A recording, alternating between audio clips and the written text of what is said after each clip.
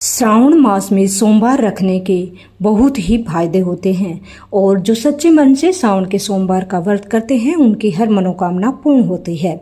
आज हम बात करेंगे श्रावण के अंतिम सोमवार की व्रत कथा। अगर इस व्रत कथा को सुन के आप सोमवार का व्रत करते हो तो भगवान शिव आपकी अवश्य मनोकामना पूर्ण करते हैं। तो चलो शुरू करते हैं सोमवार की व्रत कथा। पूर्व काल में एक नगर में एक वृद्धा स्त्री परिवार सहित निवास करती थी।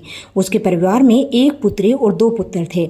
लड़के दोनों ही बड़े थे, किंतु किसी का भी विवाह नहीं हुआ था। लड़की भी विवाह के योग्य हो गई थी। वह वृद्धा स्त्री परम धार्मिक प्रवृत्ति की थी। उसके घर के पास भगवान शिव का एक शिवालय था, जिसमें एक साधु रहता था और वह भगवान शिव का परम भक्त था।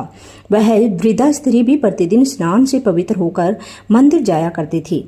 एक दिन वह वृद्धा अपने पुत्रों व पुत्री को भी मंदिर के साथ ले गई। पूजा करने के बाद साधु बाबा को बच्चों को आशीर्वाद देने को बोली। साधु ने लड़कों को बहुत से आशीर्वाद दिए, परंतु लड़के को कोई भी आशीर्वाद नहीं दिया।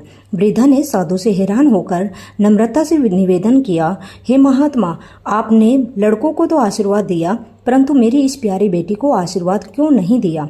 साधु ने कहा, मैं इस बच्ची को आशीर्वाद नहीं दे सकता, क्योंकि इसके भाग्य में सुहाग का सुख नहीं है। इस पर वृद्धा नारी बोली, हे बाबा, इसका कोई उपाय तो बताइए जिससे हमारी पुत्री को सुहाग की प्राप्ति हो। साधु ने कहा, एक उपाय है, परंतु उपाय अत्यंत कठिन है। यहाँ से 7 समुद्र पार एक रमणीक नगर में सोमपति नाम की एक स्त्री रहती है, जिसके 100 पुत्र है। यह बालिका वहाँ जाकर अपनी सेवा से उस स्त्री को प्रसन्न करे। अगर वह प्रसन्न हो गई तो इसको अवश्य ही सुहाग का सुख की प्राप्ति होगी। साधु के कथनानुसार वह वृद्धा स्त्री परिवार सहित भगवान शिव के सहारे घर से निकल पड़े। 6 समुद्र तो उन्होंने भगवान की कृपा से आसानी से किश्ती में बैठकर पार कर लिए। 7वें समुद्र में कोई किश्ती नहीं थी। वे सभी भगवान शिव से समुद्र पार कराने की हेतु प्रार्थना करने लगे। भगवान शंकर की कृपा से उन्हें वहां एक पेड़ दिखाई दिया। पेड़ के ऊपर एक हंस बैठा था। हंस ने उनसे कहा कि पेड़ के पत्तों से आप लोगों को एक बेड़ी यानी कि किश्ती बनाकर देता हूँ। उस पर बैठकर आप सभी समुद्र पार कर ले।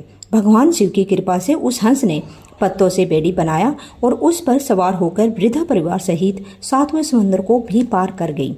थोड़ी दूर चलने पर वे एक रमणीक नगर में पहुंचे। वहां पर उन्होंने सोमपति को देखा और उसके 100 पुत्रों व बहुओं को भी देखा। उसके बहू बेटी सभी अलग अलग रहते थे। वे सभी सोमपति के घर के पास छुप कर रहने लगे। भक्तिन सोमपति रोज प्रातःकाल स्नान करने हेतु नदी के तट पर जाया करती थी। जैसे ही सोमपति स्नान के लिए निकलती थी तो वह लड़की हर रोज चुपचाप उसके पीछे से घर में जाती और घर का झाड़ू, चौका, बर्तन आदि साफ करके वापस आ जाया करती थी। स्नान करके जब भक्तिन सोमपति घर आते तो घर की साफ सफाई देखकर हैरान हो जाती और सोचती थी कि ऐसा कौन कर रहा है। ऐसे ही महीनों बीत गए। एक दिन किसी कारणवश सोमपति की नींद देरी से खुली, परंतु वह लड़की अपने नियमानुसार उसके घर में साफ सफाई के लिए आ पहुंची और अपना नित्य कार्य करने लगी। सोमपति ने उस लड़की को देखकर पूछा, बेटी तुम कौन हो? यहाँ पर किस लिए आई हो? तुम्हें क्या चाहिए? सोमपति के वचनों को सुनकर लड़की उसके चरणों पर गिर पड़ी। सोमपति ने अर्ध निद्रावस्था में ही उसको आशीर्वाद दिया, बेटी दूधवती, पुत्रवती और सौभाग्यवती हो। आशीर्वाद प्राप्त कर लड़की ने जब सिर को उठाया तो सोमपति ने देखा कि उसके भाग्य में तो सुहाग सुख नहीं है, परंतु मैंने इसे पुत्रवती होने का आशीर्वाद दे दिया है। यह कैसे होगा? भक्तिन सोमपति अभी सोच ही रही थी कि लड़की की माँ और वह भाई सभी वहां आ पहुंचे।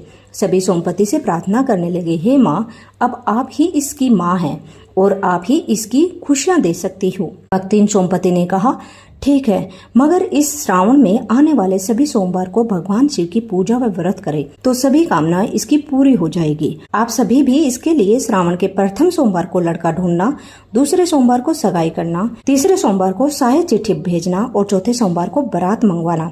जैसे ही लड़का लगन मंडप में बैठेगा उसी समय वह मृत्यु तुल्य अवस्था में आ जाएगा। सभी रोने लगेंगे, परंतु आप लोग घबराना नहीं, हमें याद कर लेना, सब ठीक हो जाएगा। सभी सोमपति माँ के आशीर्वाद दंडवत प्राप्त करके घर वापस आ गए। माँ सोमपति के कथनानुसार वह लड़की श्रावण मास के सोमवार का व्रत करने लगी। श्रावण के पहले सोमवार को उसकी माँ और भाइयों ने लड़का देखा। दूसरे सोमवार को धूमधाम से सगाई हुई। तीसरे सोमवार को शाही चिट्ठी भेजी और चौथे सोमवार को गाजे बाजे के साथ बारात आ गई। जब लगन का समय आया तो लड़के को लगन मंडप में बुलाया गया। लड़का लगन मंडप में जैसे ही आसन पर बैठा कि वह मृत्यु तुल्य अवस्था में आ गया। बाराती व लड़की के रिश्तेदारों में कोहराम मच गया था। सभी रोने लगे। लड़की मन ही मन भगवान शंकर व पार्वती को याद करने लगी कि हे भोलेनाथ, मेरे सुहाग को जिंदा कर दो। लड़की की माँ व भाई परिवार सहित माँ सोमपति को याद करने लगे। उनकी पुकार माँ सोमपति के कानों तक जा पहुंची। उसी समय माँ सोमपति ने अपने सभी बहुओं व पुत्र पर जल छिड़क कर उन सभी को सुला दिया।